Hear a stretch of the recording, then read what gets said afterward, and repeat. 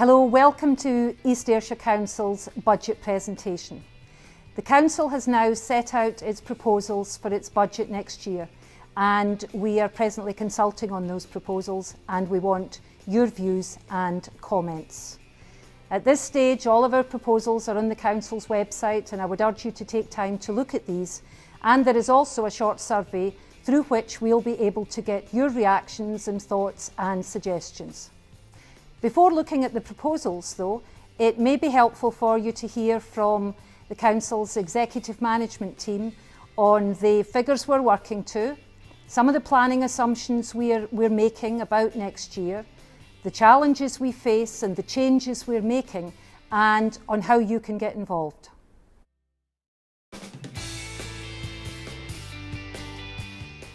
The financial outlook for the country is uncertain. There's so much going on that we've no control over. For example, we're waiting to see what the new Chancellor will say in his autumn statement in November. There's uncertainty about what happens when we leave the European Union. And we're seeing volatility in financial markets in the value of the pound and in oil prices.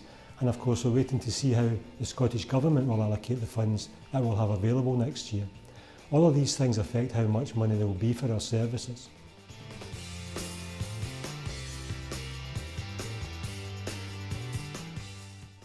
Well, I'm optimistic that we will be able to deal with whatever the outcome is, but nothing that we're hearing says that we will be getting more money from the government, so we can be fairly certain that things will be tough. At the same time, our costs are going up. Pay costs will go up. We're committed to paying the living wage and encouraging our suppliers to do the same. We're seeing inflation rising, and our contract prices tend to be linked to inflation. We know there's increasing need and demand for social care and protection for young people, for vulnerable adults and for older people, and we need to respond to those pressures. And there are certain national commitments that we want to honour, like maintaining the number of teachers in our schools and expanding early years childcare.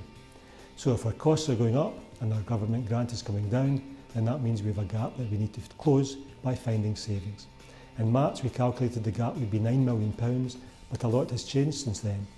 We've also used national guidance to model what the gap between spending and income might be next year.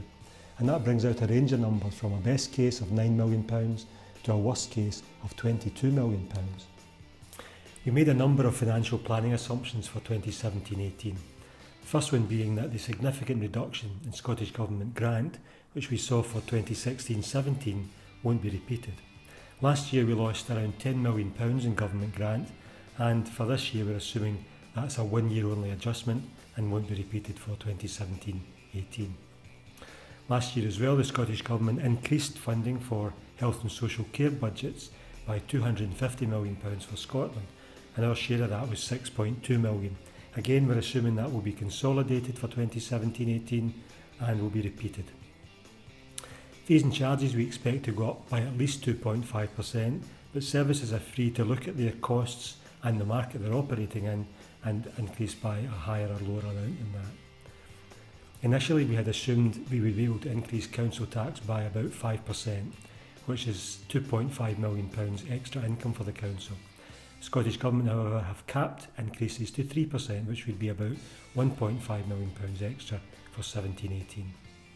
And finally, we assumed there would be some flexibility on teacher numbers, which the Scottish Government have been keen to maintain. That flexibility has not been forthcoming, and we will be retaining the same number of teachers for 2017-18 as we have at the present. We've had to make assumptions because we don't know the real position and won't know the real position until December this year. But nevertheless, it's important to get ahead and identify what we may need to do to close the budget gap.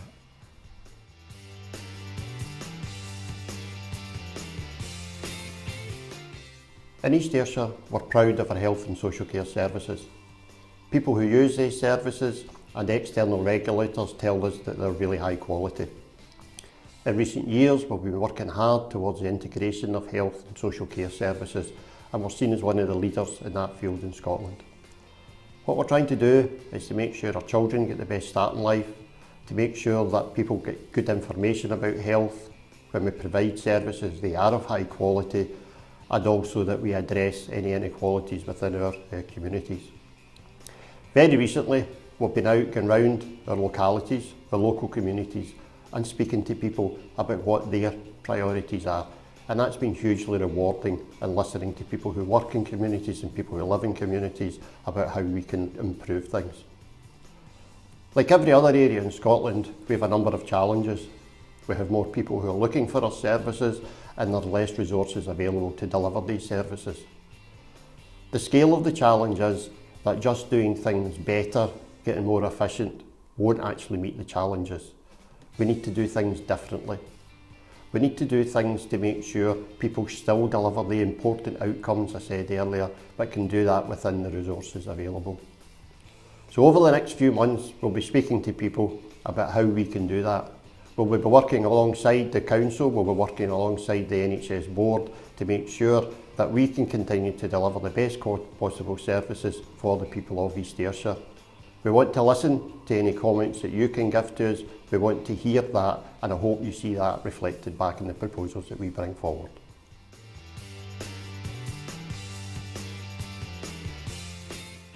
The Council has a clear vision for the future. We want East Ayrshire to be a place with strong, safe and attractive communities, where everyone enjoys a good quality of life and has access to opportunities and choices that meet people's needs. We work hard to achieve this, and over recent years we've made significant progress, amongst other things, in recycling household waste, in improving local housing conditions and in building new council houses across East Ayrshire. But we recognise that the support given by local communities has been vital to achieving that success, and despite the challenges that we face, we see clear opportunities to achieve more in the future by changing how we work with our communities, by doing things differently, by keeping things simple. And we want our communities to be clean, green and vibrant. We're forging new ways of working with communities to help unlock the skills and talents of local people. 16 communities have already developed and published their own community-led action plans, with more to follow. And exciting new funding opportunities through participatory budgeting will soon be available to help communities across East Ayrshire achieve their ambitions. Our budget proposals for next year reflect the extent of the current financial pressures in the Council's budget. However, we believe that these proposals offer the best prospects for us to continue our work to tackle inequalities and to support our local communities. But we're keen to hear your own views, so get involved and let us know what you think. Thank you. So consultation is open until the 16th of November. The Council's Cabinet will take decisions on the 30th of November. Now, as many of you may know, this is in advance of the Scottish Government announcing its settlement for local government next year. That won't happen until the 15th of December. If we need to make any further decisions, then we will revisit matters. But at this stage, I want to thank you for taking time to be involved, and we look forward to getting your comments and your thoughts. Many thanks.